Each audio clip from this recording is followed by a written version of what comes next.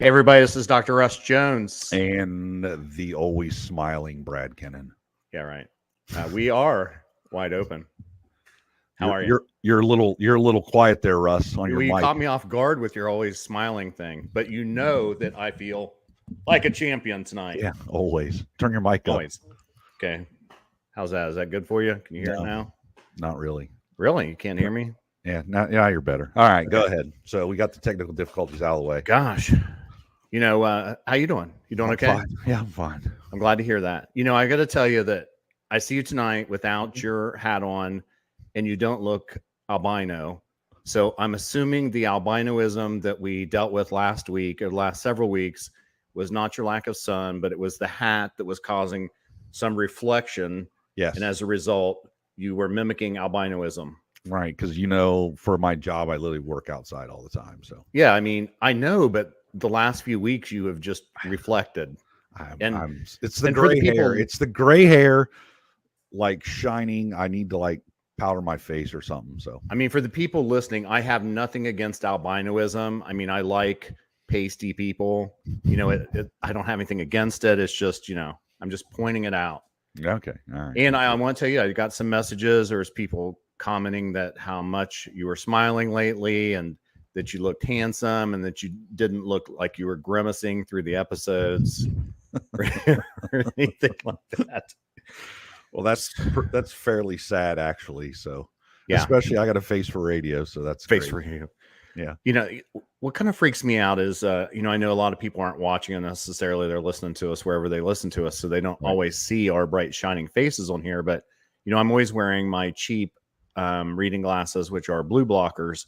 And man, when I look like right in there, it's like what's those black children, those children that, you know, that freak people out. They turn around and those kids are everywhere and they're like possessed. And I have zero idea. The really? Well, I don't know. I know that the people who have normal know, but irregardless, it's one of those things that kind of, you know, freak me out a little bit. But I was going to ask you, of all the things that we've had, because, you know, I'm prone to be freaked out by some of these things. Remember the pig people, I mean, there's like a list of 20 the things. Alligator guy, the pig alligator. Yeah. They freak me out. Is there anything that we have had on or that you've heard of that has bothered you enough? You're like, okay, I don't want to see that in the woods.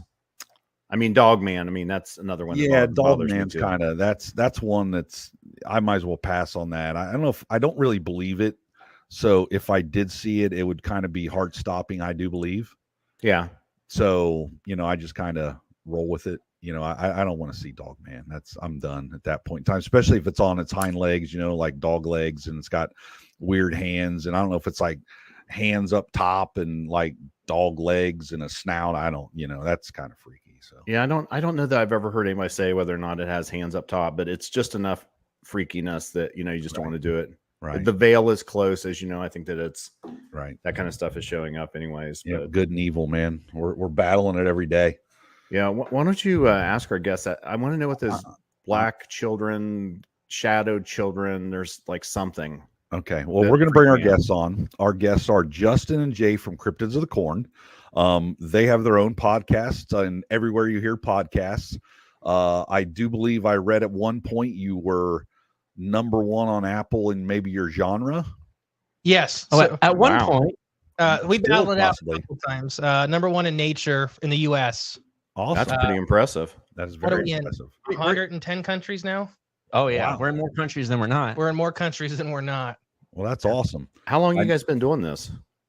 We've been doing it since November of 2021. Really? So we're in our second year.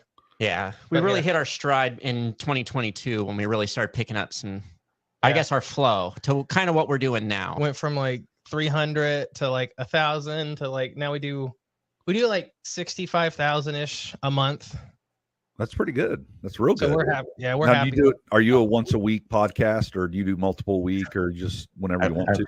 So I wish we were once a week. We have like 4 podcasts, but the Cryptids of the Corn is our big one. So we do 2 episodes on our show a week, and then we have a Patreon. We do a Patreon episode every Tuesday a week, and then we also host another like short show, like a 15-minute show called Freaky Fauna Friday, where Justin presents to you a new animal each week that It just exists in nature, but just has some freaky qualities to it. Okay. Like a duckbill platypus type thing. Yeah. Okay. Oh yeah. Bombardier so- beetles, all kinds of crazy stuff. What was the Yeah. thing I was talking about? Those little children with the Black-eyed kids. black-eyed kids. Yes. Brad, you don't know what that is? Zero idea. Terrifying. Can I take that poster off the wall or no and show them? I mean, I guess if you really want to. Oh, You want to start ripping stuff off the wall? I better not. But So explain the black-eyed kids. Is that what they are? Black-eyed kids. So they're normally seen in sets of two. Most of the time, there's an older boy and a younger boy. It can be girls, but it's most of the time it's witnesses, two boys. The older boy, like a lot of the witnesses say, is like around the 14-year mark, and the younger one's around like the 11-year mark. They are very almost vampiric in like how they talk and stuff like that, where they're trying to get you to let them into your car or into your home. And like the people that encounter them are like, they say like every muscle in their body is screaming flight, like get away from these things. And they often catch yourself reaching to let them in, like whether it's to open the car door or it's like to open the door to the front house. And there's some association with UFO stuff. There's some association with the Men in Black. It's just a weird phenomena. We've done a couple episodes on them. they're the ones that we kind of speculate might be the Men in Black, like the youth Men form. in Black Junior. Yeah, the youthful form, the early stages. Now, I would, Men in Black, I always assume that they're like government agencies, like the Will Smith type guy that gets recruited in from being a cop or the CIA or, naval intelligence or something like that. Now he's in his black suit and he doesn't exist. I would think the black-eyed children would be more of a, man, that's kind of a scary thing that, have you ever heard anybody like let them in their house and see what happens or what? So there's only one we could ever find. And they let a lady, it was like where was it? Was it Colorado or something? It's been a while. Way out west. And it was during like a thunderstorm, like one of their really crazy out west thunderstorms they get. And these two kids just kind of showed up on their porch. And they had like shark eyes, like these big, like no iris, no iris, is just all black. Right. And they're like, let us in. It's storming. And finally she let them in. They were freaked out. Like the husband literally stayed in the other room the whole time holding an axe. Oh, He really? couldn't explain it. And keep in mind, these are like little kids, Right. and he's like, I can't explain it. He's like, every muscle in my body was saying these things are here to get us. Like they're here to take us. And they asked to use the phone. They used the phone and they got picked up a couple hours, like an hour or two later, by what appeared to be two men that were around 7 foot tall in tall, slender black coats and like suits. Oh, wow. So it was like it's a lot of times it's just really scary encounters. Mhm. And when we did some of the Men in Black episodes, like it just seems like they're there to cause more fear. Whether that's that, like, I don't know if it's a cover up thing to Like where it's intimidation. Yeah. like, you see something you shouldn't, but now you have a really weird encounter with people in your house or people on your doorstep, and now you may not want to go talk about it so much or whatever. Right. Well, it It's scares weird. me. It's on my list now. Oh yeah. I have a growing list.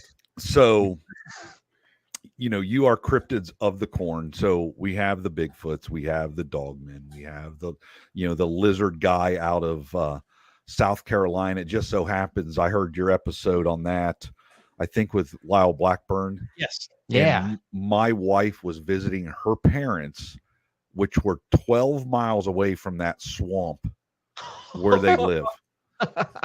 So I told her that, and she's like, now I'm not going outside because, my wife, thank goodness, she enjoys, she doesn't enjoy it, but she lets me do my hobby because she's seen a Bigfoot. So she saw one when she was a senior in high school at a park north of Columbus. It literally walked out. She saw it, from, it was right there. She literally describes it head to toe. It turned around, looked at her. It turned around, walked away, just like, oh my gosh, I got caught. And so, but she didn't tell me that until after we were married. So, anyway, but what are the cryptids that, people may not know about? Not the big ones, the guys that don't get on the marquee, what I mean? That's our specialty. Yeah, I think that's kind of where our niche is in this whole field is. We like to cover, there's so many and Sure. Countless. And Justin has books and books over on the bookshelf over here. You just thumb through it and there's just so many examples out there. But I'd say one example we just talked about, the Arkansas giant centipede. That's a fun one. We were speakers in I've never heard that. a North Carolina conference. We were one of the speakers, and that's what we talked about. And still sightings to this day. You can go ahead. With that one or another one? Yeah, go ahead. So it's the Arkansas giant centipede. Yeah. Correct. Yeah. So we what part of Ozarks. Arkansas? The Ozark Mountain Range. Mm-hmm. So it's Okay, mostly all right. in Arkansas, but seen in Oklahoma and a little bit of Missouri, and Okay, pretty much. Because I got a crew working right on the Mississippi, between Mississippi and Arkansas, north of Vicksburg by about 60 miles, and I'm thinking, man, if my guys know, and they got to go over to Arkansas, over towards Pine Bluff and Little Rock. So if I tell them about the giant, but first, how big is giant? I mean, yeah, giant, let's hear about this. There's kind of two size classes seen. There's like these 3-footers that are seen kind of often, which that sounds really big, but we have centipedes today that hit 2 foot, so it's not that much of a stretch to get that much bigger. But there are a couple reports, including a 10-foot one. We had 2 10-foot ones reported. So that'd be 10 foot long and about a foot wide. So they're kind of narrow, and long, but I mean, these things are 10 feet long. I mean, does it mean like it's 6 inches wide, or it's like? So those big ones are like a foot wide, is what they were described. Okay, that seems so. big Were to me. these people in the woods? Were there, this thing slither out from their closet, or what? So they were in the woods in the Ozark Mountains. One was a turkey hunter and one was a deer hunter. So the deer hunter basically was going to his clearing in the Ozark Mountains, and he came upon a dead deer. And it wasn't dead yet, as far as he knew. He seen a deer laying down, and it looked like it was having a seizure. So he didn't walk right up to it. He was just kind of watching it from a distance. And as he looked, it was only kind of convulsing towards the middle of the body. And he's like, "That's weird. The extremities are normally where they're kicking and flinching." And so he kind of skirted around to the right to look at it, and he seen what he thought was a giant snake pulling the deer backwards, like a giant snake kind of just dragging this deer along. So he's like not super freaked out. This was in the late 90s when the python craze in Florida was really just starting to pop off. Okay. So he kind of assumed it was that. He's like, it's one of these giant pet snakes. Somebody got out. So he was like watching it like that. As he got closer, he finally seen what it was. It was a giant centipede. And it's just dragging. He said the legs were so muscular, but it was just taking like, it's time to drag this backwards. Finally, they get to this clearing, and the centipede stops dragging the deer. It raises up like a cobra and turns and stares at the guy. I mean, do centipedes have eyes? They do. They're not very good. Okay. So centipedes use their antenna. There's giant antenna. They're almost like tentacles. They are hyper flexible. They have taste, smell, feel, and they can even sense air pressure. So what most likely happened there, if you want to believe the account fully, is that inside the woods, it really couldn't smell him due to the wind currents and stuff like that. Once they got out into the clearing, it could fully smell him. So the centipedes will take that as a defensive posture. It's not an aggressive posture. It's saying like, hey, this is how big I am. This is my food. Back off. Once the guy backed away, that was the end of it. They didn't chase him. It didn't go after him. It just probably kept going its own way. So centipedes got that big though. There's an ancient fossilized centipede cousin called Arthropleura. And our biggest Arthropleura species was right around 10 to 11 foot long, about, that 1.5 feet wide, but they were heavily armor plated. But they actually had specialized joints in their armor to allow them to stand up to be about 6 foot tall. That's freaky. Gosh. And centipedes are scary looking animals, but they're really peaceful. I mean, as far as they do not punch above their weight class. They're one of the predators that eat everything smaller, and they'll avoid everything at all costs. Most time you get bit by a centipede, you either like in Vietnam, they get a lot of bites due to them hiding in your shoes. If you don't check your shoes, you stick your foot in your shoe, and then it's going to bite. Now, how venomous are they? So Scolopedra, which are the one of the 2 big family groups of the giant centipedes still alive today, are very venomous. Casualties are very rare because they don't want to bite you. They don't want to envenomate you. So most of the time they can do what's called a dry bite, which is just them biting you with no venom. Like saying, here's something painful, back off. Yep. But they Vietnamese giant centipedes can kill an adult man. Scolopedra gigantea, which is the largest member alive today, which is in the Amazon, can kill a person, but they killing one person. It was an infant girl. it had crawled into her crib and she had rolled over onto it. Oh wow. So I wonder how fast these bad boys could roll. So they crawl, like they move, like they crawl. They crawl really fast. Really fast. Oh, I've seen them on the floor. You know, you try to squash one, man. You gotta kind of Right. Yeah, they move quick. They move. You chase them down to get them. right. Yeah. I mean, you have to freaking hit that thing with an axe. Yeah, I'm thinking about 10 feet long. You know, like, I mean, They're- 90% of our population would be dead. Right. You know, because I always thought the best way to control, like, if we could, you know, recreate some of these species, like, people aren't going to think this is very funny when I say this. I probably shouldn't be saying this, but Yeah, go ahead. I mean, if we just recreated dinosaurs, we take them to like Walmart and you just turn them loose at all the Walmarts. And like, so the people that are fast enough to get away, that are healthy and fit, you know, they can run and get away from everything. And the things that are, you know, people are not taking care of their business, that are costing a lot of healthcare dollars. I mean, they would be in trouble. Man, I think if we created dinosaurs, that's going to happen inevitably. It's about to happen. Well, I'm excited to see the woolly mammoths introduced back in Siberia here. By 2025, I think is what they're saying. So that's by a company called Colossus. Yeah, out of Austin, Texas, aren't they? Yeah. Yeah, but they've already started work on supposedly they've already started work on the dodo and the trilocene. Okay.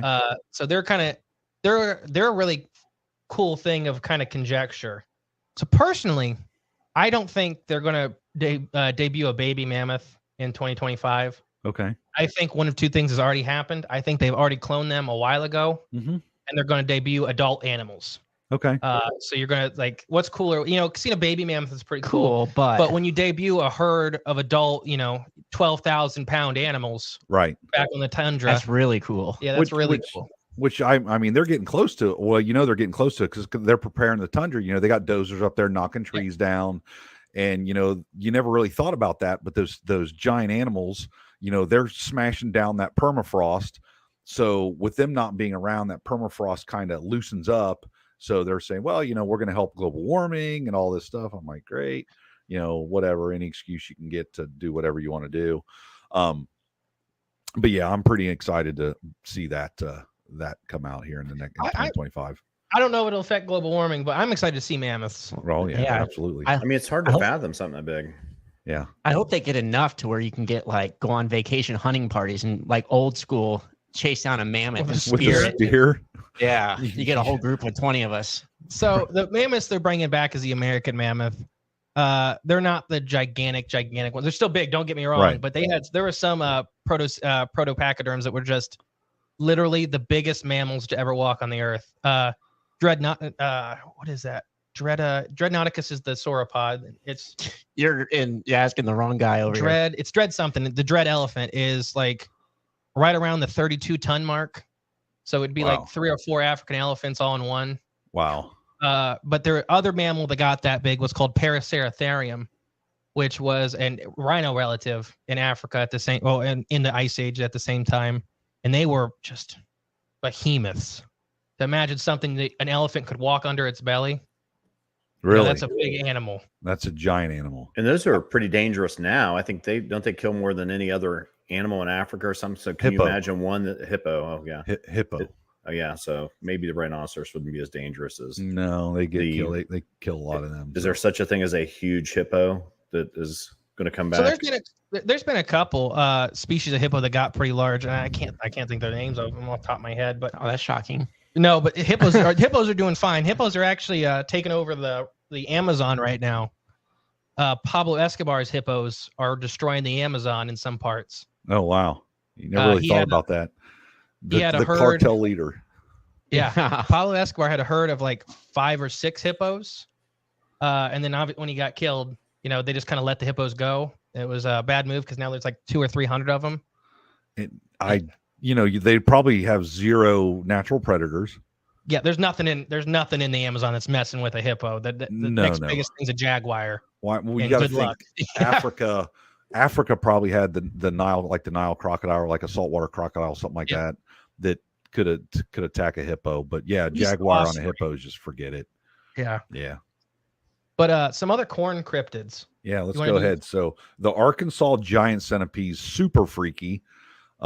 Now, Russ, you have to look forward to that when you're in the woods. It's on my So you- list. Yeah. So Russ is going to hear something go scrambling through the brush one time, and it's going to be a It's a giant a centipede. 6-foot centipede down in southern Ohio.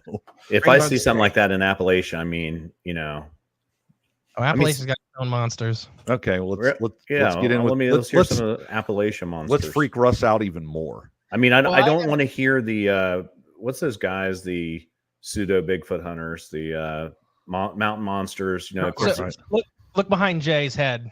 Oh, What this do you way. got there? Wild Bill. No, Okay. yeah.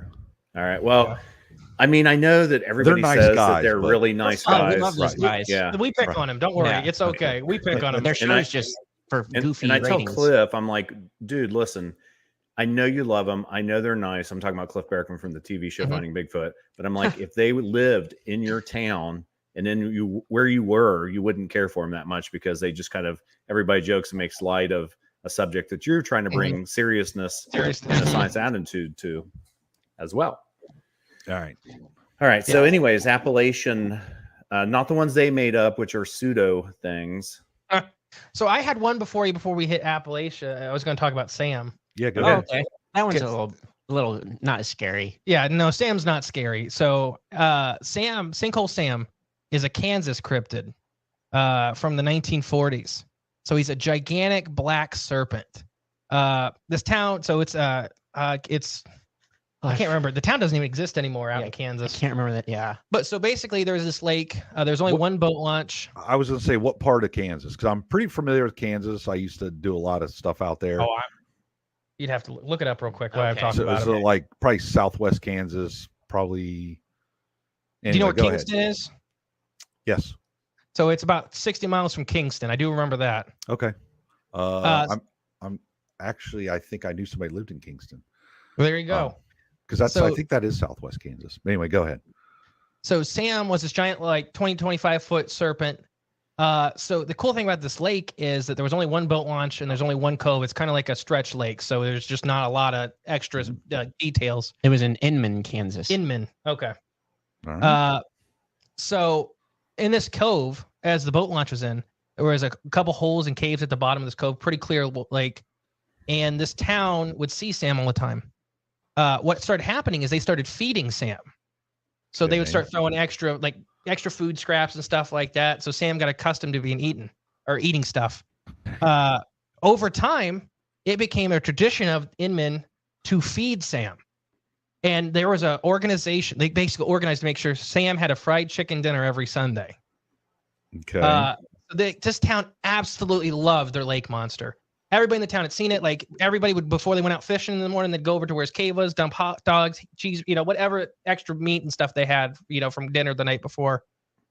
What happened though, how he got his name Sinkhole Sam, is that one day those limestone caverns that Sam was living in opened up, and the lake disappeared in about 15 minutes. Oh, wow. So the whole lake was just gone. It went to a sinkhole, and they named it Sinkhole Sam. This town was so upset about losing their monster. They built a little monument to him, and it's still out there to this day. So that's one of our goals, is to get out there and get pictures with it. So, oh my God. Was that sinkhole a legitimate historical fact? Yeah, we found newspapers and stuff for it. Yeah, Okay. And how long ago was this? either the 30s or the 40s. Let's double check here real fast. We haven't done that in about a year and a half. So So that was one of our first 10 in our first 10 episodes. Yeah. Sinkhole Sam, Kansas. Yes. Yeah. It I mean, is- in seriousness though, who's going to be petrified of a cryptid called Sam? I mean, like Right. He's the a friendly name. centipede, that's pretty freaky. But Sam, it scary. sounds like something. It's like kids would have shirts on that said "Sinkhole Sam" and "Save Sam" and all these other We things. have- we have some Sinkhole Sam shirts. They're Right. Also, there you go. Yeah, because he's one of those cryptids that I fully believe existed. The town really cared for him. Like there's still that monument out there and stuff like that. And it's like a little stone monument. It looks kind of like it's basically like a tombstone. But it's just one of the fun ones because nothing happened really. Right. Yeah. So what Appalachian one you want to do? Appalachian. There's- Put I me mean, on the there's spot. Veggie Man, there's coal monsters. Ooh, the coal monsters. Yeah, those So are do you know good. anything about the coal monsters? No, never heard of that. So like the Tigris Valley and stuff like that. Yes. Is that West Virginia or Virginia? West Virginia over toward Virginia. Okay, so they had the coal boom in the 1800s, or was it 18 or 19? We haven't done that in a while either. Well, we did that with the Appalachian Yeah. intelligence. So, anyways, during the coal boom, when everybody had these like this stuff, like the rigs to dig on the back of like their own trucks where they could drive out and look for them, people started saying that they were drilling into these coal pockets, and they'd hit a hollow spot, and then so they'd be done for the day. They're like, we're going to come back tomorrow and kind of see what happened. When they'd come back the next day, it had looked like a monster had crawled out of the borehole and widened up to 6 or 7 foot wide, like big scratch marks, paw prints, all this stuff. On one account in the Tigris Valley, there was a massive explosion. Some of the witnesses claimed they seen basically kind of like a dragon fly up out of the hole when it was done. So Really? there's all kinds of, there's a couple older Appalachian people we've talked to that say that, the Appalachian Mountains, do you know why they're special? Why they don't have fossils. Do you know why the Appalachian Mountains really don't have fossils? Is they're pretty much older than everything that's died on them. So there's nothing, they're not, everything's died on top of them, not under them. So they haven't had the chance to make fossils. The Appalachian Mountain Range is one of the oldest mountain ranges on the planet. Between 850 million years to 1.4 billion years old, depending on who you ask and such. So this coal underneath it is really, really ancient. So some spiritual people say that may have been like the Nephilim being punished, and literally that's prison. So cool. One of the weird things about coal. So I was a biologist. We had bad problems with acid mine drainage in Appalachia. What causes that is literally just water touching coal, turns to sulfuric acid and sometimes hydrochloric acid. So you literally will have these little spouts of springs that look like crystal clear water coming out of the side of a hill. And there'll be dead plants 10, 20 feet around this little tiny spring. And it's because it's hydrochloric acid or it's sulfuric acid. It just happens to be crystal clear because nothing can grow in it. Oh my gosh. So some of these people say this is like a prison built on top of some of these, ancient evils. I don't know what it is. It's always fun because a lot of people have reported seeing it, but it's one of those more folklore lines. Right. Yeah. You don't know exactly what it actually could be. Is there anything recent, or this is just more of a historical thing? That's more of a historical thing. Okay. That's interesting. I mean, the Appalachian, here in Charleston, where I am, Memorial Day weekend, we have a festival called the Vandalia Festival, which celebrates the heritage of the mountain people. And you'll walk around the Capitol grounds, and probably in 40 or 50 different places, there's just people that just carried in their guitars, banjos, whatever instrument they have, and they're just playing together in these little groups everywhere. And they have actually storytelling competitions. And it's a big deal for all of us. A lot of people go down there to celebrate the heritage or whatever, but being able to tell stories, and some of them are pretty big yarns here in West Virginia. Oh yeah, West Virginia is probably the craziest state in the union for folklore. Yeah, between Ohio and West Virginia. Ohio's close second, but it's still second. West Virginia wins for the union for sure. Have you seen that meme that says it gets really serious when these people show up and they have West Virginia circled? Like all heck is breaking loose and everything's really bad, but as soon as these people show up, it's getting real. Yes. You want a monstrosity? Sure. So we can do the Ohio River octo-man. Oh, okay. That's Kentucky and Ohio. Wait, we have different opinions on that. The Ohio River octo-man. Yes. Okay, so I'll have to ask my parents, because my parents grew up on the Ohio River down in Maysville, Ripley area. So they were on the Ohio River, and my mom fished it and all that stuff. How far is Ripley from Cincinnati? I think it's about 60 miles up the river. So that's actually probably right where the Ohio River octo-man was sighted. What years was? I don't remember off the top of my head. 1959. 1959. Mm-hmm. Okay, they were. I don't know if they were there now. They might have left by then. Anyway, go ahead. No, they were there. I'll have to ask them. This massive creature was seen. So over a couple days is what time of year is it? It's cold, right? Yep, January. So winter. So January. This gigantic mass of flesh and tentacles was seen floating in the Ohio River. People didn't really know what it was at first, and it just kind of was going down. Well, that night. Hey, Justin, wait a second. Your mic is sounding all wonky there. Sounds like you got a loose connection or something. Yeah. Oh, like robots? No, Yours now you're is back. good. Yeah, yours is back. Yours is good, Is mine Jay. fine? There No, you go. now it's back. Good. Yep, We're good. you're good. Okay. Okay. We're gonna have to. Something's up with our. We got this brand new Rodecaster Pro 2, and it's just We've it's been had having- it's had weird things happening. It doesn't Okay. sound like a pro, does it? right. It's the Rodecaster Amateur 1. Yeah. I was gonna say with how expensive this stupid thing was, it should work. It Right. should work. Yelling at it. So this massive tentacles was seen floating down the river, but that night, a semi truck driver was driving on the Ohio side of the Ohio River right there, and this thing runs out in front of the semi. He describes it as being the size of like a minivan, just no discernible characteristics. It's just like a mass of flesh and tentacles writhing. Then that same night, further down, there was a restaurant right on the river, and it went right in front of it. And this thing was seen on land and in the water all over there for a couple days. Really? Then in Kentucky on like day 4 or 5, there was a tiny creek or something like that. I had a romantic name for what happened. Yeah. It was dead in this creek in Kentucky.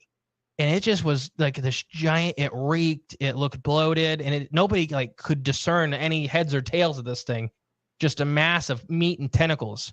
Eventually it got so bad they just kind of started nudging it to go back into the Ohio to get it away. But the Ohio River octo-man was one of those weird ones. We have different opinions on what it could be. Yeah. All right, go ahead. What did you say about the pockets of radiation? Oh, so once again, I was a fishery biologist. I specialized in fish and amphibians.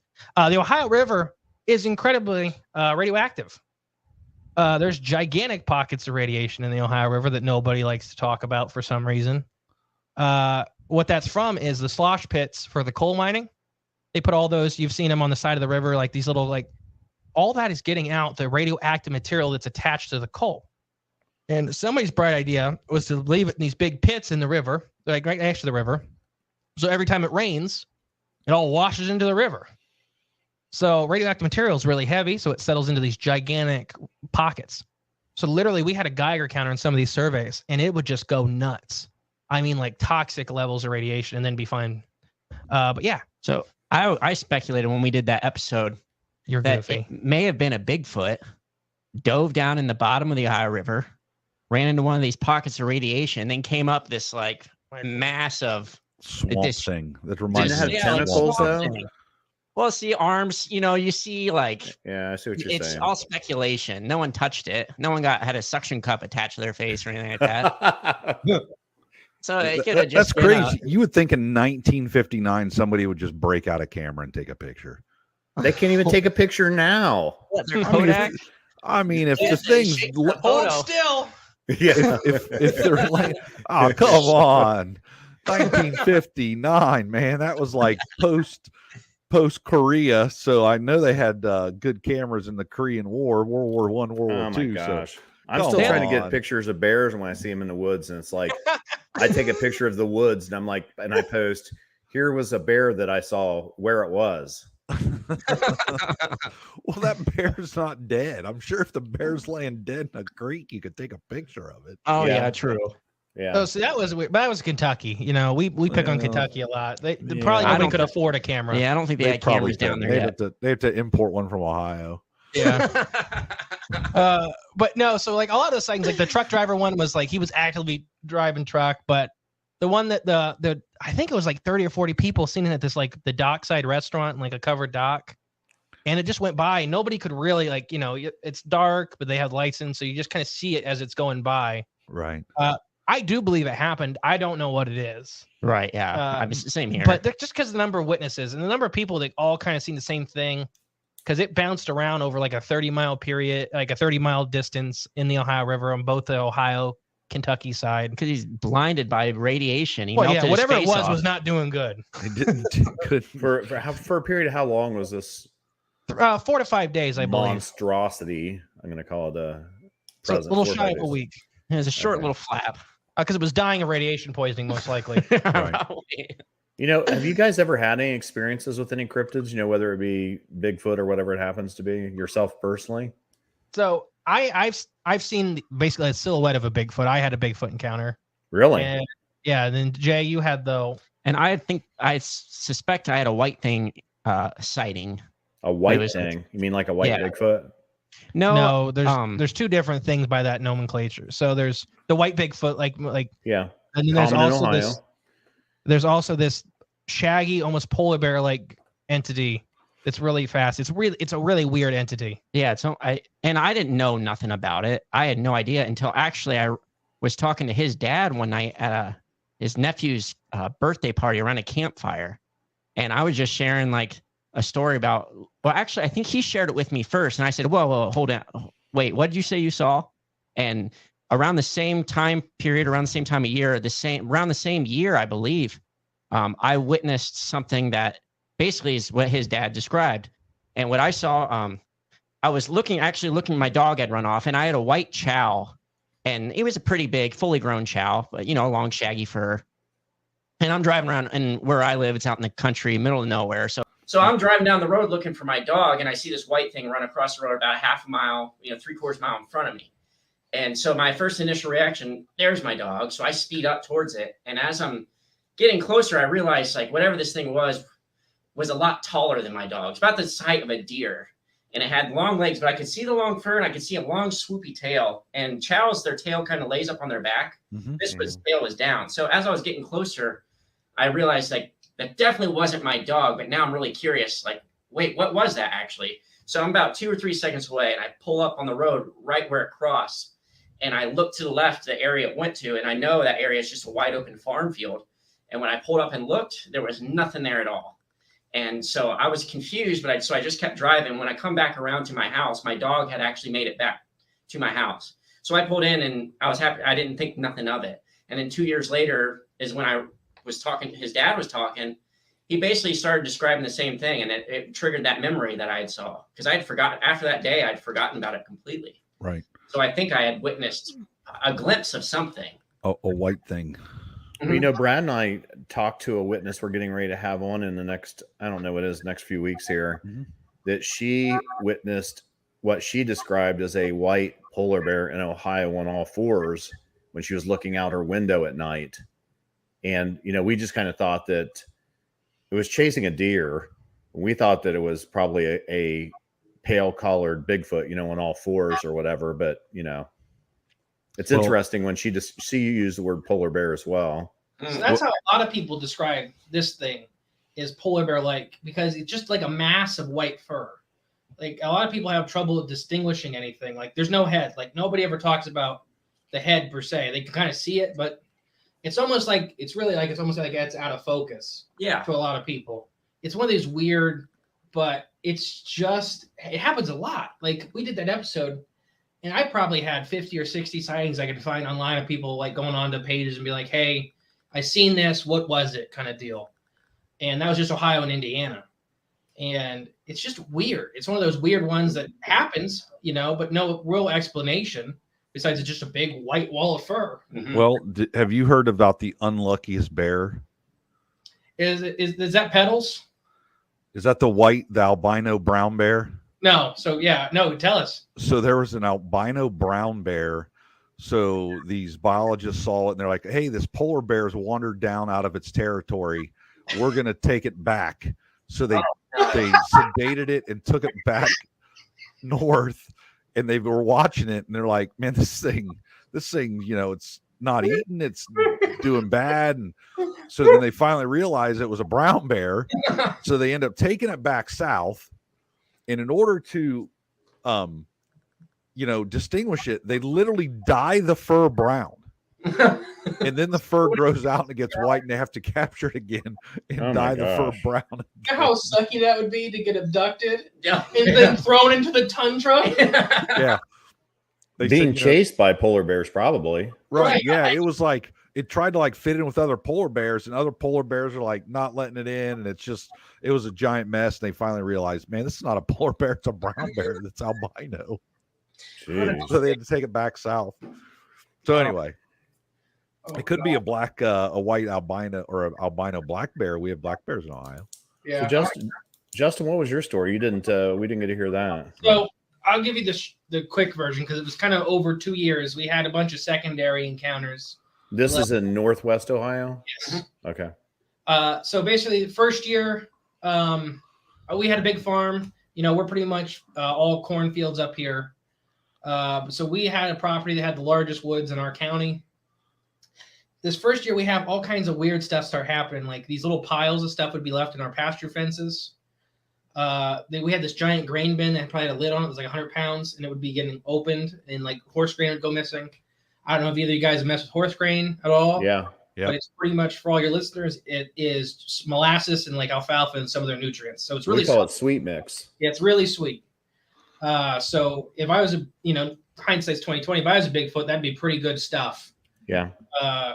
So that was getting left open. I have a whole bunch of siblings, and we were kind of blaming each other. The big encounter that year, so our house was shaped like a U. So the tips of the U was the kitchen and the living room were the tips of each U, and they were all glass. So I worked 4th of July weekend. I think it was actually 4th of July. We have a lake that's like 30 minutes from us. My whole family's up there for the fireworks, and they had a camper and stuff like that. I was closing at McDonald's, so I was like, I called my mom and I'm like, hey, I'm tired. I'm not going to come up tonight. I'm just going to come up in the morning. I've already missed the fireworks. There's no reason for me to drive, half hour, 45 minutes to go to bed. I'll just do that here. So I get home, and we have 3 dogs. We have Sonny. He's a service dog. He's a Labradoodle. Big dog. So this dog my brother has muscular dystrophy. So this dog he's not like a normal dog. Like he won't lean on you. He doesn't do that. He's a service animal. He has a purpose. He's trained. Then we had a Bailey, which was like a Beagle Shepherd mutt. Then we had Clarice, which is a Yorkie poo. So this story takes place in 2011. Clarice is still alive. I don't know how. She's like 20 years old. She don't got no teeth. She's blind. Oh, wow. She's just a bag of tumors. Lord's not ready for her yet. Anyways, so I get in. I open the door to the kitchen. I try to let all the dogs out to go to the bathroom because everybody's been gone 4 or 5 hours. So I'm like, all right, guys, and nobody would come into the kitchen. They just stood in the little hallway. I'm like, okay, that's kind of weird, but not really thinking about nothing.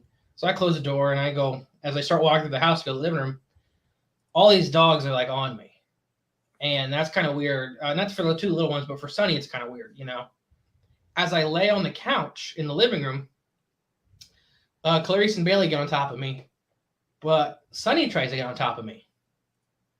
That doesn't happen. Like, he's not he's a service animal. He doesn't do that behavior. So I'm yelling at him. I'm like, what are you doing? He's nuts. And then so he whimpered and he laid beside me on the ground. Way off in the woods, I hear boom, boom, boom. It's 4th of July weekend. Okay. So, I don't think nothing of it. We have some other families around the other sides of the property. And it's so like another 10, 15 minutes pass.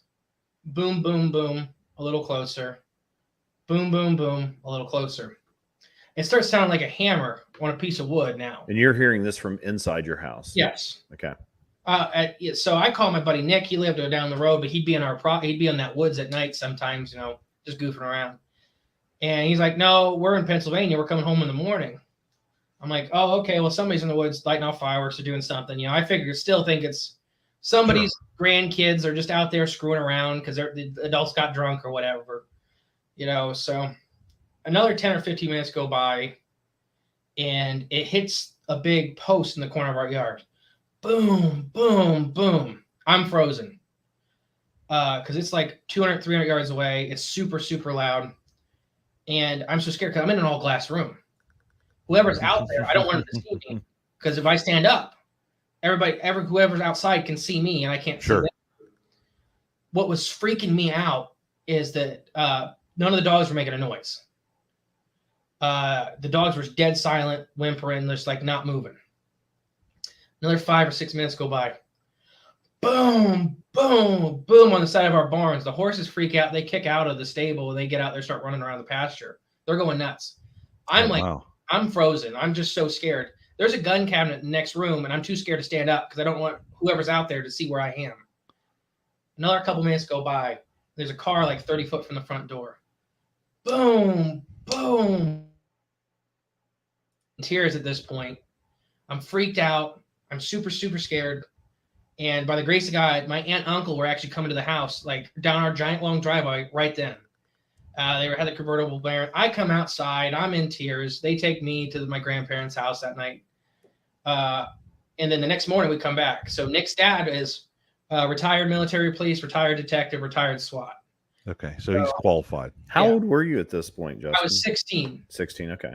And then, so Nick's dad comes out and he tells my dad that, it was a guy. It had to be a guy with a sledgehammer, and he was hitting everything 4 times. He found all the marks that I told him about. He found everything, but he said it was 4 times. And I'm like, no, it wasn't. It was 3 times. I remember, believe me. It's burnt in my head forever. I'll remember it, He's like, no, they hit 4 times. So my dad's like, well, why do you think they hit everything 4 times? And why do you think it was a sledgehammer? So on the barn, you could see about 8 foot off the ground, there was 4 indentations. Okay. So he's like, they hit 1, 2, 3, 4, they just kind of hit. Mm-hmm. And then on the Porsche, there was the same thing. So later on, Porsche. Porsche, that car that was. Oh, the Porsche. That car. Okay. So later on, I figured out it was probably knuckles, 4 knuckles, and hitting the same spot 3 times. Gotcha. Leaving those indentations. Wow. And then the rest of that year, just more of that small stuff, like more grain missing, just stuff getting moved around. Like there was like buckets being put in corners. And there's all kinds of like weird little stuff. At the end of that first year, we're 100% sure it's a man coming on our property screwing with us. Because it's constant stuff. My adopted sister had seen a guy running through the cornfield behind the house. So it's just like, later on, it probably wasn't a guy. But October hits. Everything stops. Okay. It's just like a light switch. And then the next year, in May, everything starts back up again, but gets more dramatic. The structures that they were building in the fence get massive. They have sawhorses, they have car hoods, they have hay bales, they have, it's just bigger. The horse grain is missing like a lot. We buy everything by the pallet. We had a lot of animals. We had a whole farm, so a lot of horse grain is getting eaten. So I bred and raised fancy chickens. Now that sounds kind of crazy, but I had some chickens that were just shy of $1,000 a bird. And we started having those go missing. Keep in mind, I had $2 chickens that were probably going missing for a long time and never noticed because they were, they were $2 chickens. Yeah. But this coop was like a house. It was literally like a little cabin that you either had to open a door handle or flip one of those latches to get into the nest box. And the fence for it was electrified.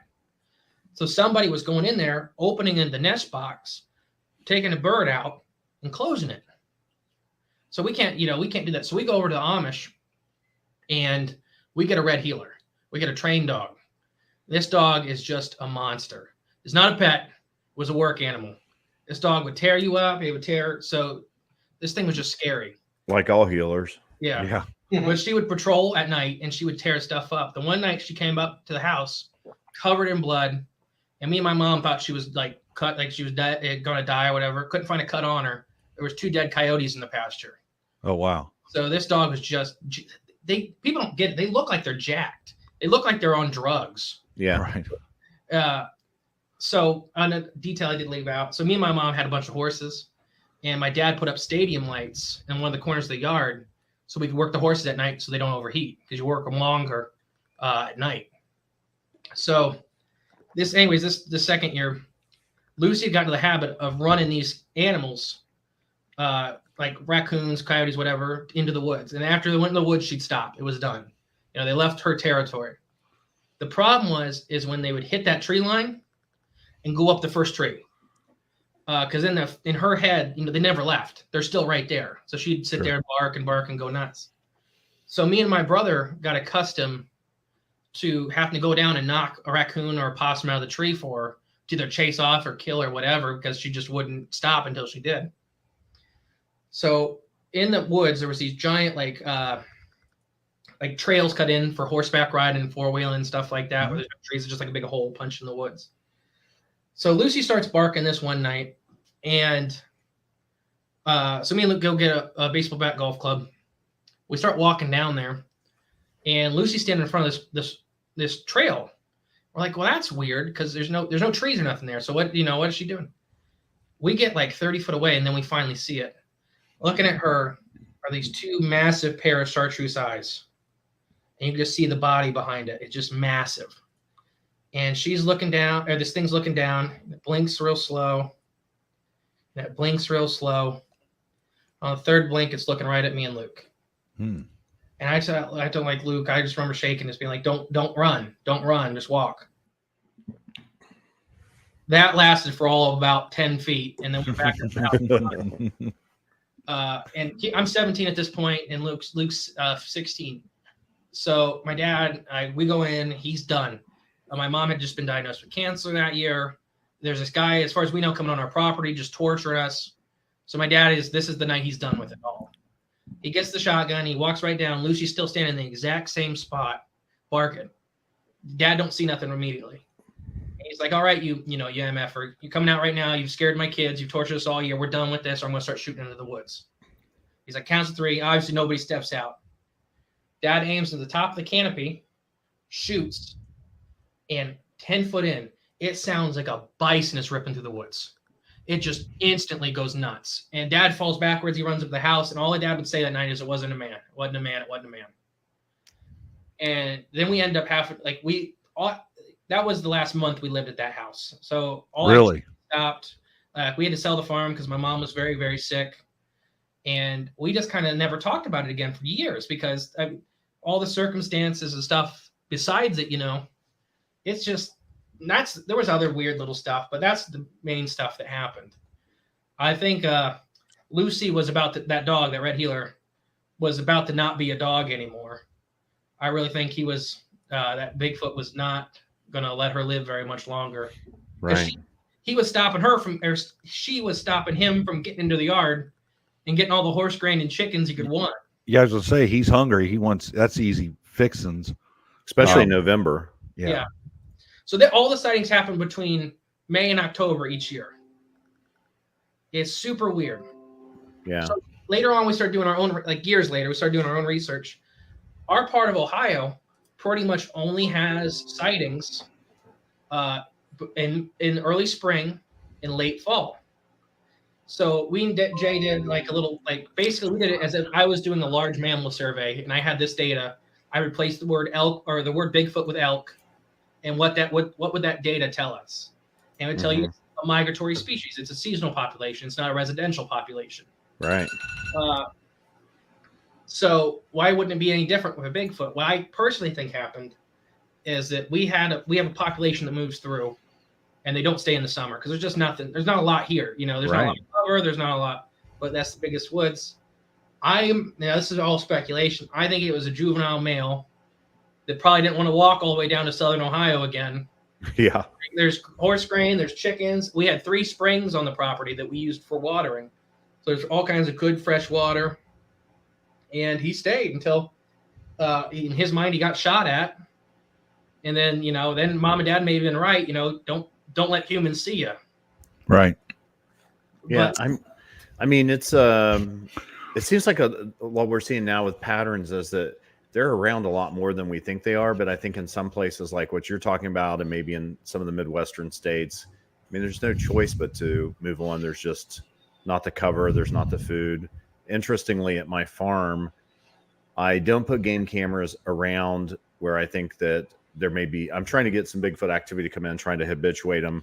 And I've lost 1 container of sweet mix. I put it in gallon jugs and put it out. But I've just had 1 disappear so far. Interesting. Have you ever seen the Nutella cast? No.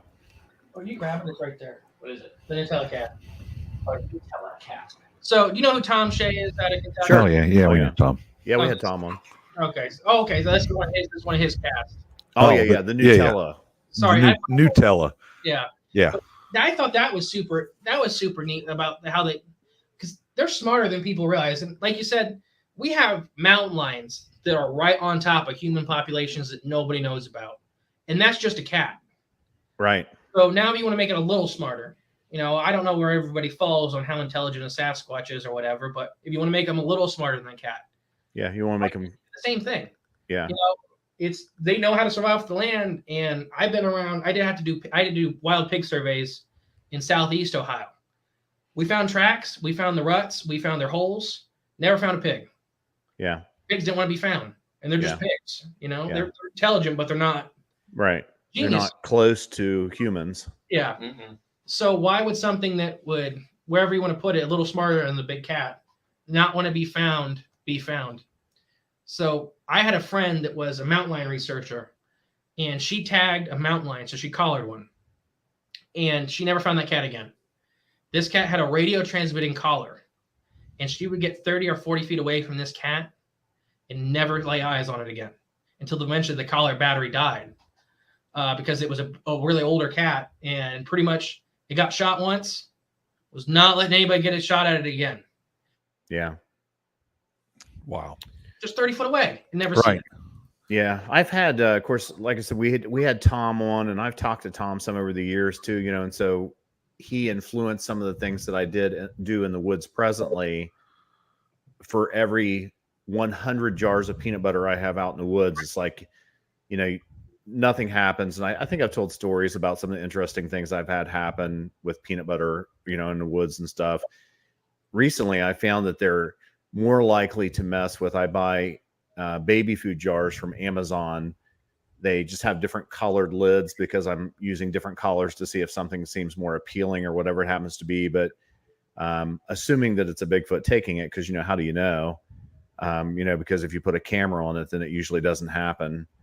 So if it's not duct tape and it's around a tree and you put, you know, bit of honey or some type of candy in it or whatever, they seem more interested. But even at that, it's not like, you know, rarely does something happen. I mean, I think that it may be in true habituation situations it may happen, but I'm not sure that any of us are around them enough in a particular woods. You know, I try to repetitiously to go out there so that they're saying, hey, there's that big guy that walks with his dog that doesn't chase animals all the time. You know, so thinking that eventually they'll get comfortable and take some of my stuff. But I mean, some people might remember, I know I took Brad to a place because I lost one of my peanut butters and it had been duct taped to a tree. And Tom Shea had believed that you should only use red or yellow lids. And, you know, in a way it made sense to me because it seemed like something that was going to have vision similar to a higher primate. Red and yellow may be the color of ripe fruit. So maybe that was the significance. I have no idea. I was just guessing. Nonetheless, Dollar General has those, you know, for $1. And so I had a lot of them out there. And I had one disappear and I couldn't find it. And so about 2 years later, I had 2 years before I lost a camera. It had been locked to a tree and it just disappeared. Brad came down, helped me look for it. We could not find it. It was just gone. We thought that maybe somebody had taken it off with a multi-tool. You know, we just weren't sure because I had some pictures of a guy that was in this remote place walking around. But later I lost one of my peanut butters and it was about 3/4 of a mile away. And I was walking up there. This is probably 2 years ago, came out this ridge. And when I walked out the ridge, there was the lid of my peanut butter leaning up against that tree where my camera had disappeared from. You know, and they were 3/4 of a mile apart and years separating the incidents. But, you know, Brad said, I said, I think that they're telling you that they don't like your cameras, but they like your peanut butter. Right. And I mean, you know, there was another lid that was found. How far was that? 9 miles away? Yeah, it was in Ohio's largest, over in Saleski, but Ohio's largest woodland section with no trails in it. And Dr. Kenny Brown and I both work that section. Like we try to cover all the hollows in it. He has long duration recorders in it. When he catches something, he'll give me dates to add to my calendar. But about 1.5 miles or 2 miles in off trail, I had a peanut butter out and he asked me, he sent me a picture and it was with my peanut butter. He says, "Is this your peanut butter?" And I'm like, "Yeah." I went in the woods and it wasn't here, but when I came back out, it was sitting on the path, on the trail. So it made us feel like that they had probably seen him and I together, you know, in the woods or something. And we're saying, you know, that they associated, you know, him and I together. I don't, you know, it's hard to know. Right. But right. I mean, it's certainly funky stuff. Another time I had some of the peanut butter setups, I will put a camera on. Some I won't put a camera on, just, you know, depending upon my mood or whatever. And so I had one that had a camera set up on it. and his brother walked by, and this is, I mean, he had to walk 4 or 5 miles back in the woods off trail. He just happened to go past. He's walking a ridge, goes past it, takes a picture, and says, you know, hey, is this one of Russ's setups? And I looked at it, I'm like, yeah, that's mine. And when I looked, I was like, my peanut butter's gone.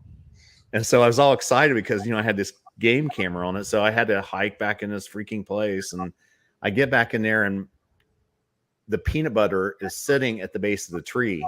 So between when he went by and there was no peanut butter, and when I got there about a month later, something had brought the peanut butter back and had set it at the base of the tree. And my game camera, which is a Reconyx using lithium batteries, which are good for at least a year out in the woods, it was dead at 3 months, you know, so I had nothing on there. And actually, Brad and I, and who was it? Was Sipley was with us? Yeah, Sipley was with us, wasn't he? Yeah. And we put a camera out where we saw a large bed, similar, close to that area there. I have not been back there to visit it since we were out there, and that was in the fall. Right.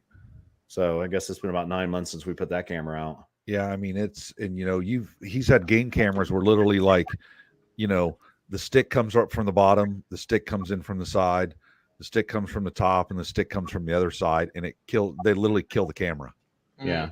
They are, you know, and I'm using blackout cameras, but, you know, I don't know whether it's the heat or they sense something about it, so they're sticking stuff in front of it. So, not all the time. You know, it's rarely happening. For every 500,000 pictures I look at, you know, there's occasionally something on it. So those cameras, most modern trail cameras either have the batteries whine. It's nothing we can pick up, but it's something they can pick up, or, you know, animals can pick up. Yeah. And also a lot like big cats can actually see the infrared trigger laser. Yeah. So the modern cameras, they're about, on average, about 30 decibels. So children can hear them, but, you know, I can't hear them when I'm setting them up. But the louder the camera, the weaker the battery life. So the more expensive cameras like the Reconyx are about 15 decibels. But everybody thinks, because in the old days we used to have triggers on the cameras, but now we have what's called PIR sensors on them. So the camera is sitting there quietly, making no noise. It has no infrared beam out there, has nothing.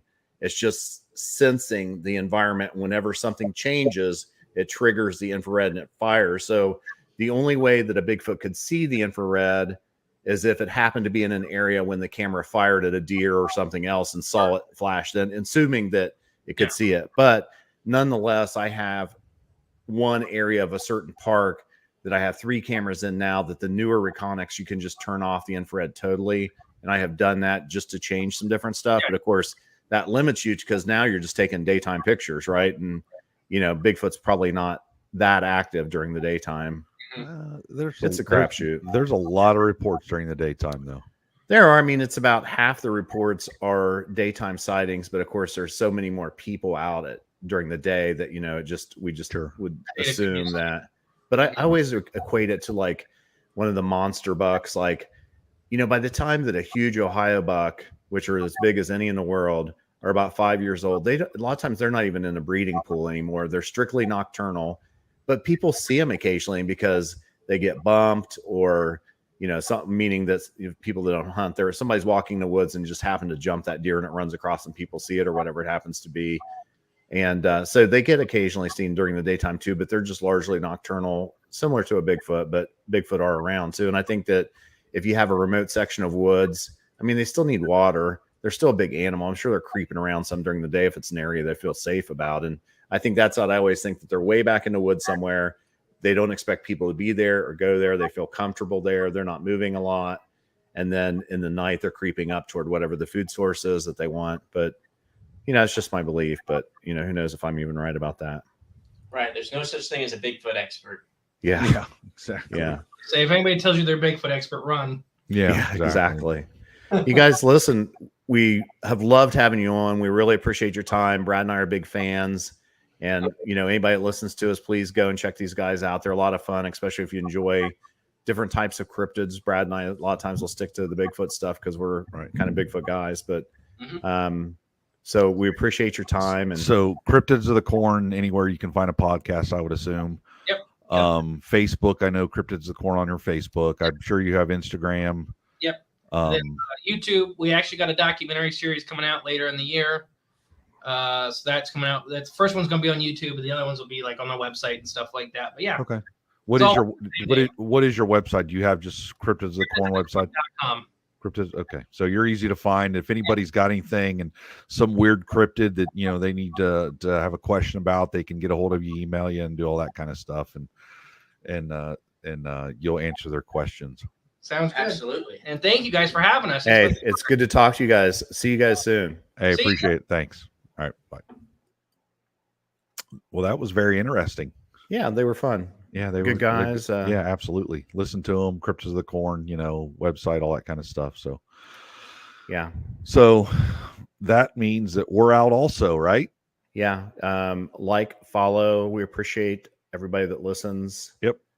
Wide open research at gmail.com, the Bigfoot doc.com, thebigfootdoc.com. Follow Russ on Twitter, follow us on Instagram, all that kind of stuff. Get our reports, hit us up, Untold Radio Network, subscribe, follow, you know, 5 stars, all that kind of stuff. If you like listening to us. So other than that, are we out? Yeah, we're out. It's good to see you, my friend. Thanks, everybody. Nice to see you. Yep.